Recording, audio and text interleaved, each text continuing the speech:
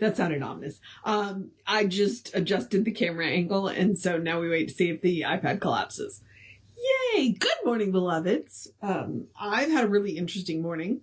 My ankle has been absolutely awful for the last couple of days, and so I was worried I wasn't going to be able to get up, go to the park. But it turns out, for whatever reason, in the morning is fine, okay. And then by the time we get to the evening, it's done. It's like, get off your feet. Okay, fine. So I did get to go to the park, and I'm glad I went to go to the park because the birds came out to play today. The first thing we saw this morning was the woodpecker.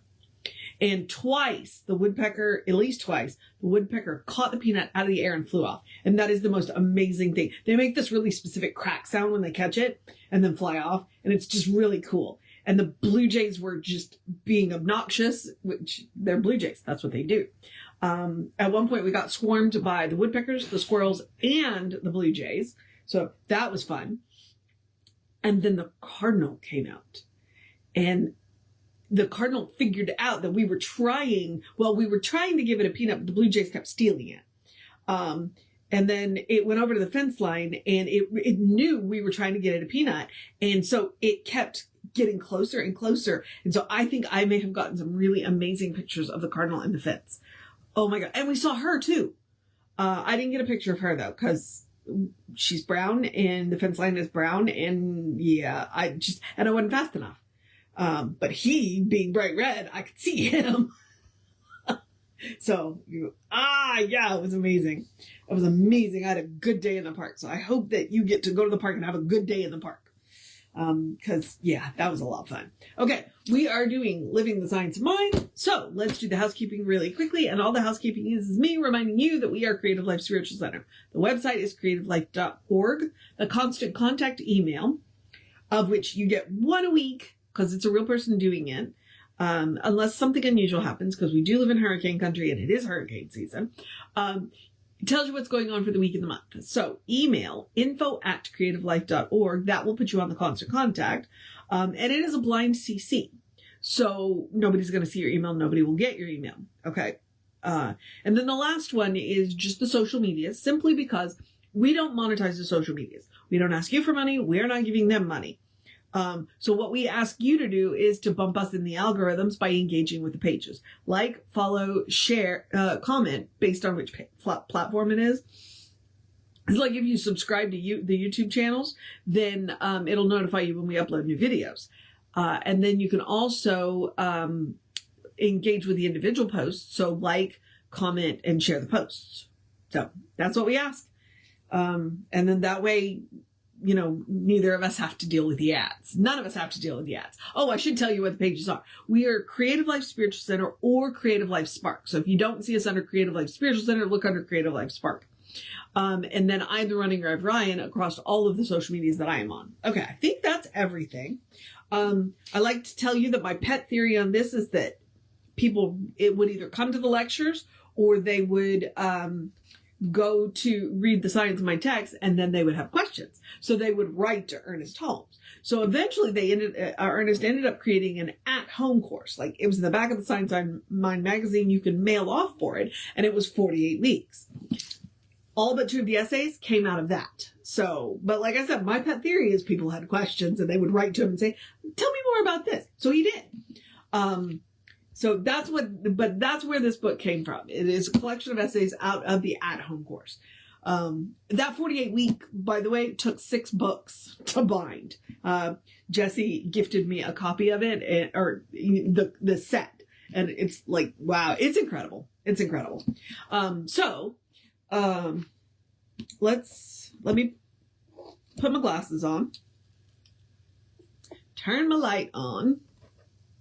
I had cataract surgery, and I went from legally blind to I can see like without glasses, but now I need reading glasses and bright light.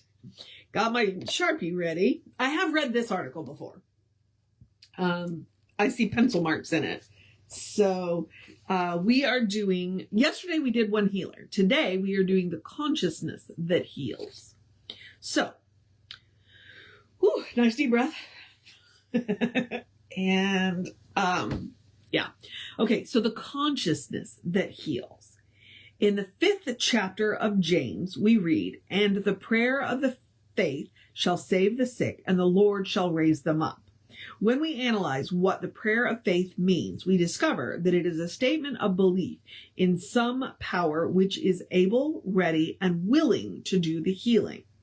At first, this may seem like a rather cold-blooded analysis, for to pick a prayer of faith apart seems to rob it of its sentimentality. Nevertheless, if we would arrive at a state of consciousness that heals, we must be willing to analyze some of those things which seem so intimate and so holy that we dislike to even mention them. I don't know what he's talking about. I'm all about picking prayers apart. Like, I want to get the most out of it. So if I'm going to do the prayer, I'm gonna take it apart and put it back together and look at what is working and what isn't, and then, alter it as needed. But I'm a little bit logical that way. Okay, so the prayer of faith may be thought of as a petition, as a beseeching, or as an agonizing cry of the soul for deliverance. But whatever term we term it, and from whatever viewpoint we look at it, we discover that it is still an attitude of thought, a way of thinking, a movement in consciousness. If the prayer is one of faith, then this mental movement is one of acceptance. For faith is an acceptance unqualified by denial. Okay, I'm hoping he's going to explain that. Complete faith is absolute and positive. Well, and that's what Jesse calls hardball metaphysics. A lot of us play softball metaphysics. Not many of us play hardball metaphysics. Faith is the attitude of one who makes a complete mental surrender. It can arise only through a consciousness of complete abandonment. To the consciousness of faith, there is no longer any arguments against its conviction. Okay, that's what he's talking about. Any arguments against its conviction.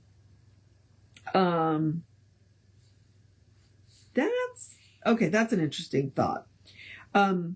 Especially when you consider that one of the prayer types that we can use, it's called argumentative. We literally argue ourselves into the position that we want. So yeah, okay, I get where he's coming from now.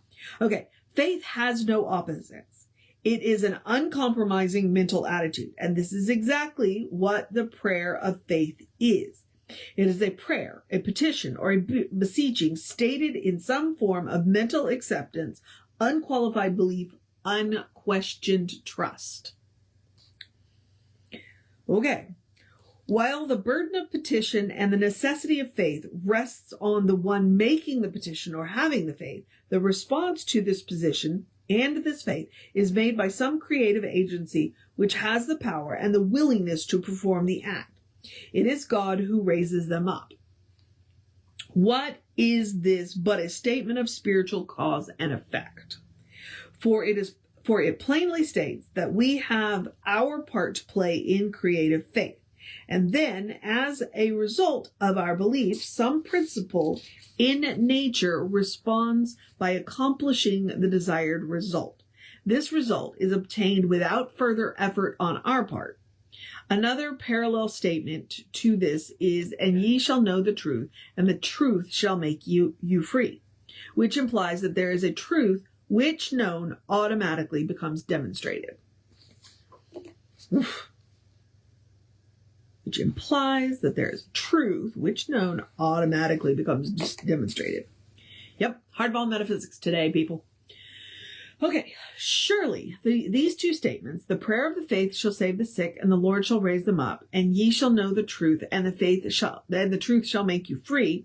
A definite principle is involved, which all can understand and use. It is the understanding of principles with the ability to make the conscious use of them that constitutes what is called the scientific method of any and all research into the secrets of nature. There are several things which happen in the pursuit of this scientific method. First, someone evolves the theory that a certain principle exists in the universe.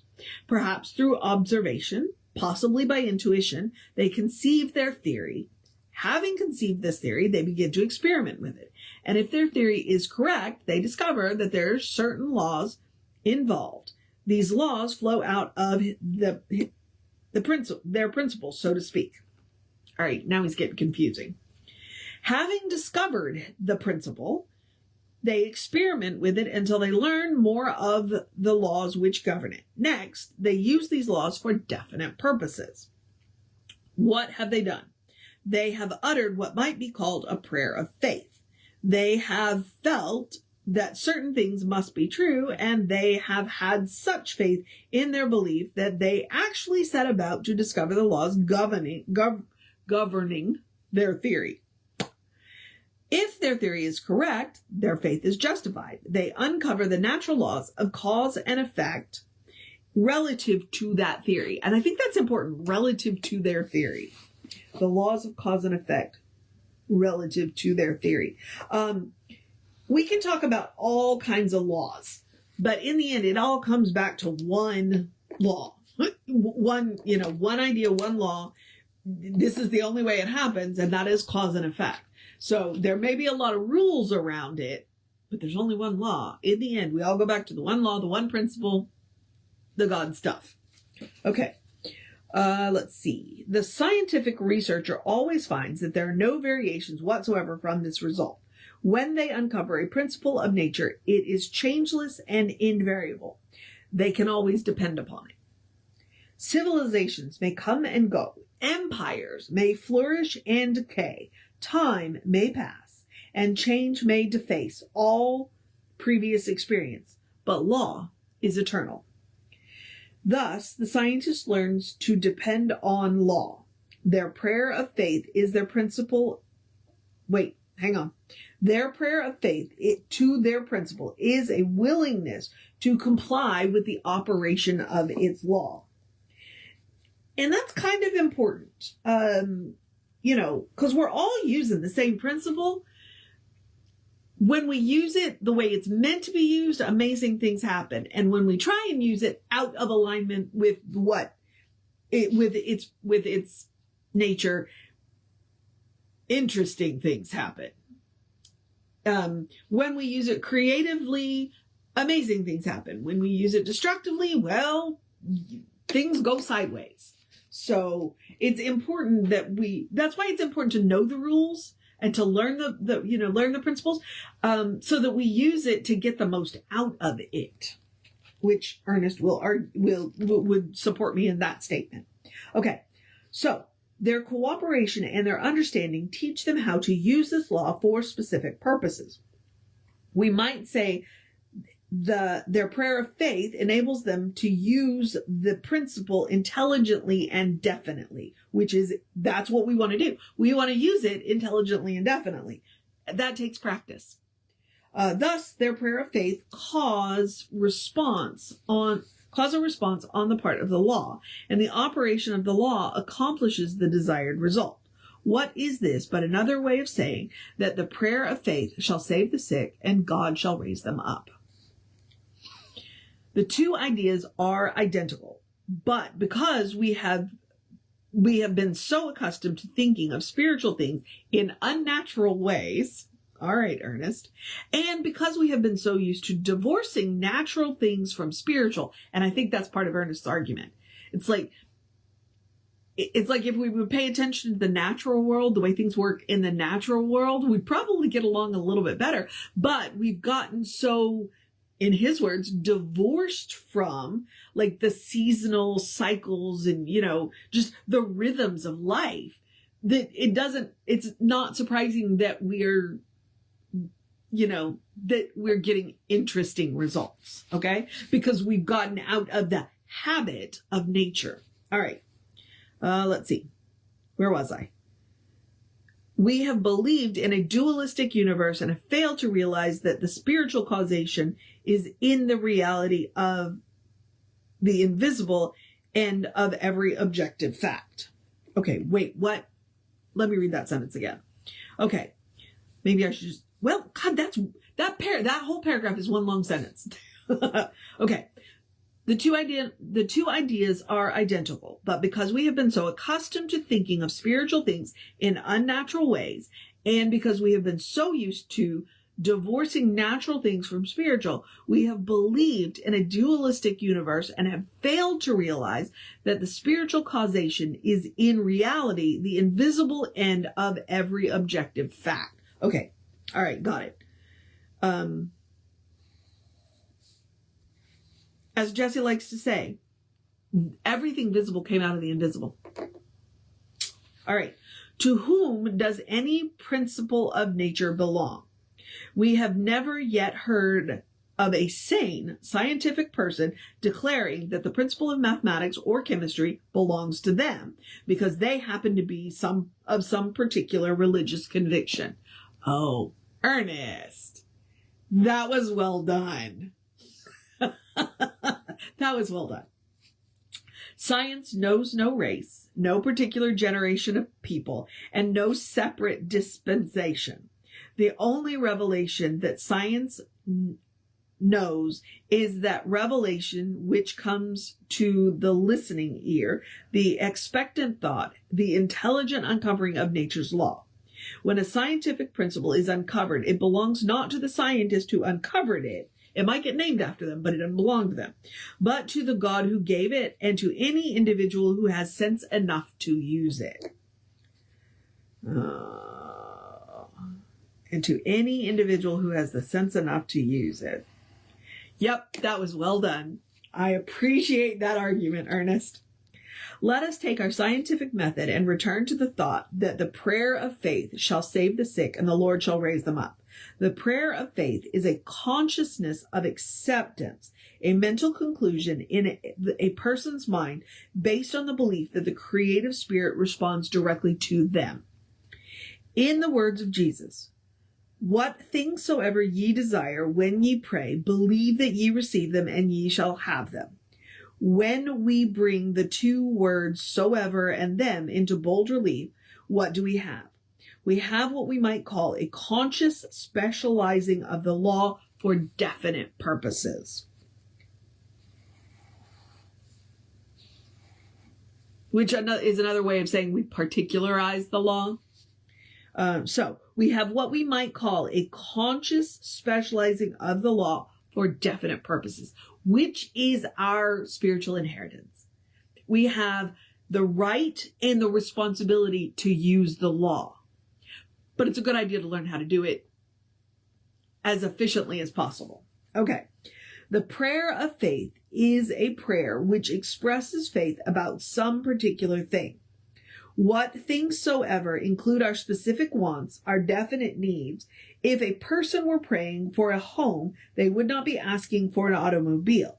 If they were praying that their neighbor be healed, they would not be asking for money with which to take a trip. When we return to our central thought that the prayer of faith shall save the sick and God shall raise them up, we must remember that the prayer of faith is definite. It is faith in something and about something. This type of prayer is not generalized but specific. It is conscious and definite. Now there's this thing called outlining, where we want to say what we want, but not get too specific. Because if we get too specific, well, one, that car might belong to somebody else and they may not be ready to give it up. And two, it limits the way the spirit can answer the prayer. So, he said home, like you want the qualities that you want in the home, but you don't want a specific address. See what I mean? Okay. All right. This brings it into line with the scientific method, for the scientific use of any law is always conscious and always definite. The principle governing the law is universal, but the use of the law is always individual. Okay? So we are using a universal principle, meaning that principle is everywhere. There's nowhere that principle is not. But our use of it is right where we are. Individual. Okay? It is this element of personality injected into the universal law which differentiates it when we use it for specific purposes. The consciousness that heals is definite and deliberate. It is a specializing of the universal law.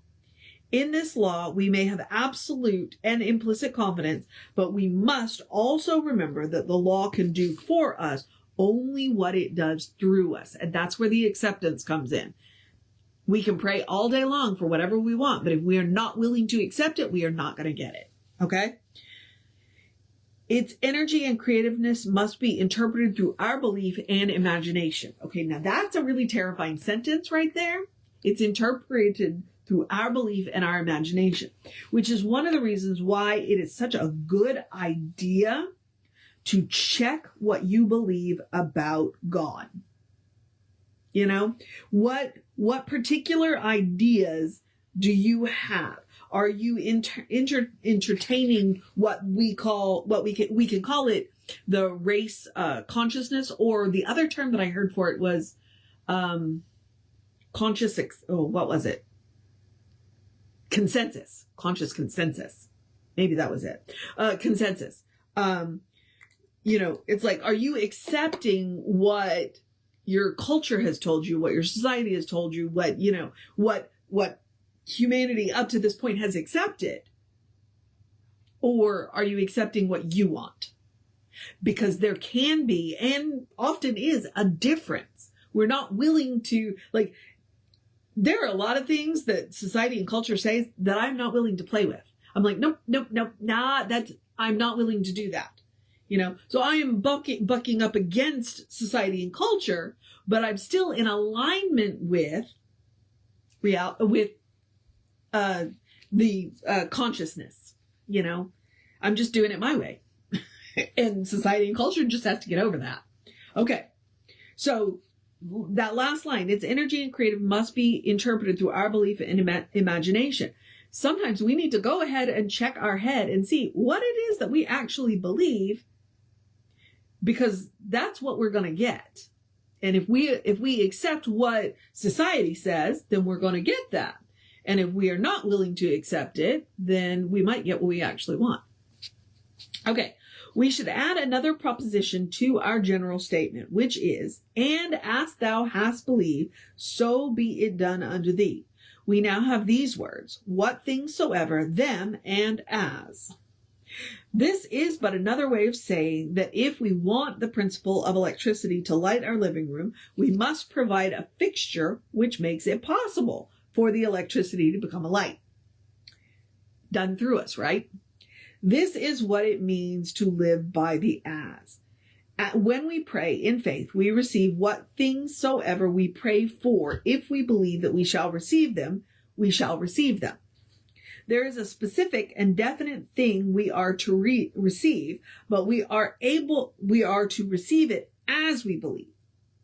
Let us say that we are praying for supply. Because we are praying for supply, we are to receive supply according to the principle that what things soever we believe when we pray, we shall receive. Oh, Ernest, you're making me trip over my tongue. If we are praying for supply, we shall receive supply, but that supply will be measured by our belief.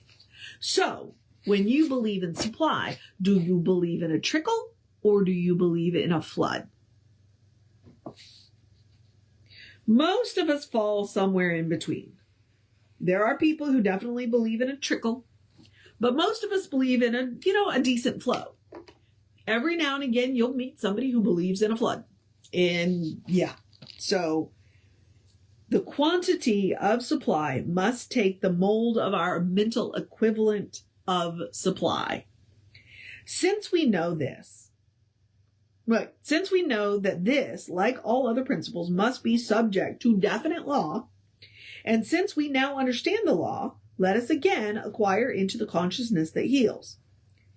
It is the recognition of the principle, faith in the principle, conviction that it will always respond, plus the knowledge that it can respond only by corresponding to our mental attitudes. This is the secret of the consciousness that heals.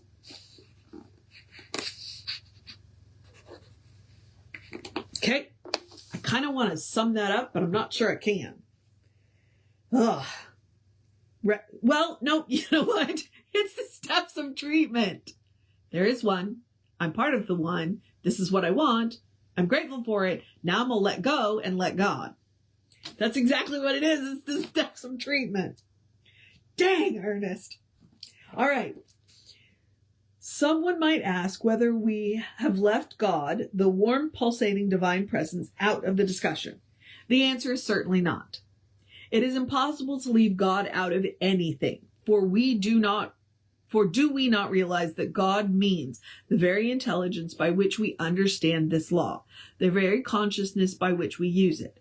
Never forget that this law, being the law of cause and effect, is merely a mechanical force in the universe through an intelligent one. When it comes to the law of mind, we must think of it this way, for this is the way to work. God is not left out. The very inspiration which causes us to inquire into this law is the ever-present Spirit of God, forever seeking self-expression through us. Unless our use of this law is impulsed by love and unity, we shall be automatically shut out from the most effective use of it. Meaning, if you want what you want, and you want it for everybody, you're doing it with love. Love and unity. You gotta want what you want for absolutely everybody. You try and leave anybody out, it's not gonna work. Yep. Impulsed by love and unity. That is how we make the most effective use of this. Wow, my hair just went wild, didn't it? Okay. Let us once more remind ourselves that the universe is foolproof, and that the Holy of Holies is entered only through the sanctuary of the heart, purified by love, directed by reason. In other words, wherever you go, take your head and your heart.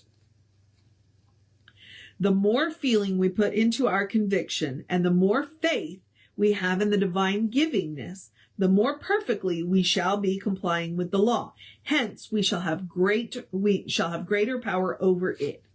We should return then to our central theme with renewed hope and increased vigor, and most certainly with an exuberant enthusiasm, with something of the spirit of an adventurer or explorer who goes out to discover new countries. The untold good which the creative spirit has placed at our disposal awaits the magic touch of our consciousness to spring into expression for us, filling the cup of our desire with its manifold of gifts. Who does not wish to be well, happy, and prosperous? Is there any normal person who desires to be inactive, impoverished, and in pain? Of course not. And there is not a voice within each of us forever proclaiming and insisting upon this divine potentiality. This urge to express is natural. Feeling unexpressed is frustration, but energy converted into action is accomplishment, and we can be certain that the eternal is with us and never against us when we are never against anyone else. That's one of the reasons why our science of mind is always for something and against nothing. That's why that's one of our catchphrases. Moreover, we can be certain that the prayer of faith will save the sick and God will raise them up. Let each then, in their own way, lift up the chalice of expectancy for the outpouring of the Spirit, that they may receive from it all their souls can contain. Yep, I thought that was the end. That was the end. There's one phrase I'm going to go back and highlight, but I'll do that off camera. It's Saturday, so I've got a little extra time. I just have to go to the acupuncturist today and get poked up with pins. Yay. So the consciousness that heals, right? I always, whenever I train, because I've worked with teenagers for a very long time. Anytime I'm training somebody, my biggest thing is know all the rules. Absolutely know all the rules. Because when you know the rules, then you know what rules you have to follow. You know which rules you can ignore, and you know which rules you can break. You will make the most effective use of. And that's what he's telling us. Once we understand what we're doing, then we will make greatest use. And the biggest thing about doing it is to make sure that we do it with love and unity. Want what you want, but want it for everybody. Want what you want. Absolutely. And want it for everybody. And you will get the most out of it. And I see you, Connie. Thank you very much. All right, beloveds. So that is the consciousness that heals. And it was the steps of treatment. That's just that. When I finally figured that out, that just kind of blew me away. And I've read that article before. So, all right. Now, I'm going to encourage you to have a great day, a wondrous day, a fantastic day, a magical day, an enchanted day, a wonderful day, an awesome day, an amazing day, a go out and have some fun day, a stay out of the direct sunlight day, a drink plenty of water day, a cuddle your fur babies day, a take care of what you got to do day, a take a nap day, a tell someone you love them day, a have a silly moment day, and whatever it is that you're going to do day. And I see Terry, so I'm going to say have a healing day. I mean, we're talking about the consciousness that heals, right? So thank you. And have a good day. And if that is too much pressure, because occasionally it is, I get it. Simply have a day. You are enough, just as you are. You are a beloved expression of the divine. You are spirit in motion, God in action, a brilliant light, a divine spark, spirit. Nope, I already said that. Spirit in motion. You are a beautiful masterpiece and a work in progress at the same time at your own pace. And as Reverend Jesse likes to call it, you are a godling. All right. Explore the truth of your being. Get to know who the divine knows you to be, because the divine knows you to be good. And from there, anything is possible. Anything at all is possible. All right, beloveds. Love you both that are watching right now. Take care of yourself. Well, I love you all. But specifically, thank you to Connie and Terry, because I know they're watching right now. Reverend David will be on around 5 p.m. with you. I'll be back with you around 9-ish. Well, maybe it may be as early as 8:45 tomorrow. Take care of yourself. Know that you are loved. Always. I just lost my train of thought. Know that you are loved, and I will see you next time. I'm going to have a great day. Can you tell? It's already been so